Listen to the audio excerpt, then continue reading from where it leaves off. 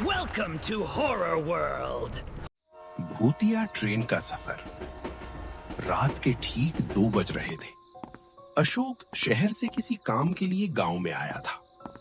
काम करते करते उसे काफी देर हो गई थी, लेकिन उसे अपने घर पर वापस लौटना था। इसीलिए वो जैसे तैसे करके पास ही के रेलवे स्टेशन से ट्रेन पकड़कर शहर जाने के लिए निकलता है। इसीलिए वो रेलवे स्टेशन पर आता है। रेलवे स्टेशन पर आते ही अशोक देखता है कि प्लेटफॉर्म पर कोई भी व्यक्ति नहीं है। पूरा प्लेटफॉर्म खाली है। चारों तरफ सन्नाटा छाया हुआ है। रात काफी ज्यादा थी।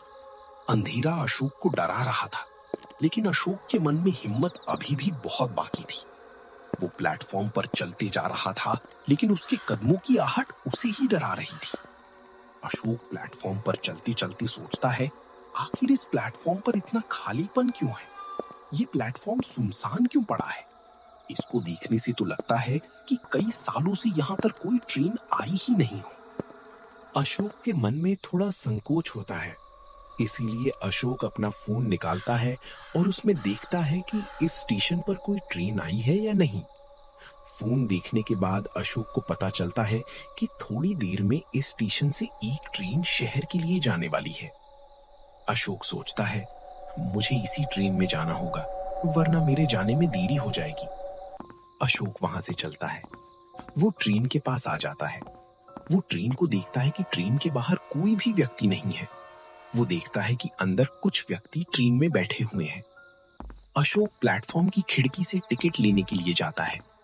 खिड़की पर एक औरत बैठी होती है। अशोक उसे औरत से कहता है, मैडम मुझे एक टिकट दीजिए इस ट्रेन की, शहर की। वो औरत कहती है, ठीक है भैया, मैं आपको टिकट देती हूँ, लेकिन मैं आपके साथ में चेतावनी भी देता हूँ कि अपना ख्याल रखना। अशोक को कुछ भी समझ में नहीं आता है। अशोक उसे औरत से वापस पूछता है, क्या आप क्या कह रही हो मैडम? मेरे कुछ समझ में नहीं आ रहा है।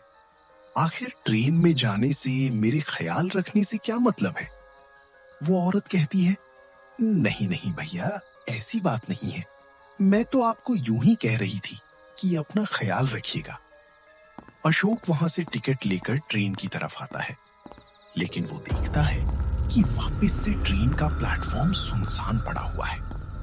अशोक ट्रेन की आवाज सुनकर जल्दी से ट्रेन में चढ़ जाता है। ट्रेन में अंदर आता है। अंदर आते ही उसे एक सीट खाली मिलती है। वो सीट पर बैठ जाता है और सोचता है, चलो अच्छा हुआ, कम से कम सीट तो मिल गई, वरना पूरा सफर खड़े खड़े निकालना पड़ता। अशोक के बगल में एक औरत और 2 व्यक्ति बैठे हुए थे। अशोक उनकी तरफ देखता है।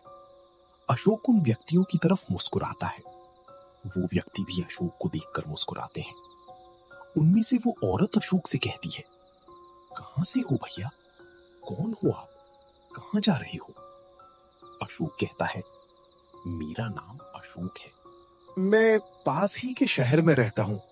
कुछ काम से गांव में आया था और वो काम को निपटने में थोड़ा समय ज्यादा लग गया। इसीलिए फिर ये रात की ही ट्रेन मिली। इसीलिए अभी शहर जा रहा हूँ। अशोक उसे औरत से पूछता है, आप कौन हो? वो औरत कहती है, मेरा नाम सुभद्रा है और मैं पास ही के गांव की रहने वाली हूँ। सुबह में शहर में एक सब्जी का ठेला लगती हूँ, इसीलिए मुझे जल्दी जाना था, तो मैं रात की ट्रेन से ही निकलना उचित समझा। अशोक मुस्कुराकर सुभद्रा की बात को गौर से सुनता है। पास ही में बैठे दोनों व्यक्ति अशोक और सुभद्रा की बातें सुन रहे थे, लेकिन वो दोनों कुछ भी बोल नहीं रहे थे। अशोक उनसे कहता है, क्या हुआ भैया आप दोनों को? आप बोल क्यों नहीं रहे? कोई परेशानी है क्या? सुभद्रा कहती है, पता नहीं भैया, जब से मैं बैठी हूं तब से ये लोग बात नहीं कर रहे। मैं भी इसे काफी पूछने की कोशिश की, परंतु इन्होंने मेरी भी बात का कोई जवाब नहीं दिया। अशोक उन दोनों व्यक्तियों से सवाल पूछने लगता है। उनमें से एक व्यक्ति कहता है, अपने काम से काम रखो, वरना अभी मैं मौत के घाट उतार दूंगा तुम्हें। ये सुनकर अशोक उन दोनों को एक सरफिरा समझता है। इसीलिए सुभद्रा और अशोक उन दोनों से बात करना बंद कर देते हैं। सुभद्रा और अशोक बातें करते रहते हैं। उन दोनों की बातों में सफर जल्दी कटने लगता है। आधा सफर खत्म होते ही ट्रेन में एक समोसे बेचने वाला आता है। वो उनके पास आकर जोर जोर से चिल्लाता है, समोसे ले लो, समोसे ले लो, 10 रुपए का एक, जल्दी करो जल्दी वरना खत्म हो जाएंगे, गरम गरम समोसे, गरम गरम समोसे। अशोक मन ही मन सोचता है, आखिर इतनी रात को इस ट्रेन में समोसे बेचने वाला कहां से आ गया। सुभद्रा को भी इस बात से आश्चर्य होता है, क्योंकि आज से पहले कभी सुभद्रा ने इतनी रात को ट्रेन में कोई सामान बेचने वाला नहीं देखा था, और ना ही ऐसे व्यक्ति देखे थे जो कि कुछ भी कहे ना। समोसे बेचने वाला अशोक से कहता है, बाबूजी एक समोसा ले लीजिए, गरीब का भला हो जाएगा। अशोक कहता है, नहीं नहीं भैया, मुझे समोसा नहीं चाहिए। इतनी रात को समोसा कौन ही खाता है, आखिर वैसे भी मुझे भूख भी नहीं है। अशोक सुभद्रा की तरफ देखा है और कहता है, सुभद्रा जी क्या आपको समोसा चाहिए? सुभद्रा कहती है, नहीं, मुझे भी समोसा नहीं खाना, मेरा पेट भरा हुआ है।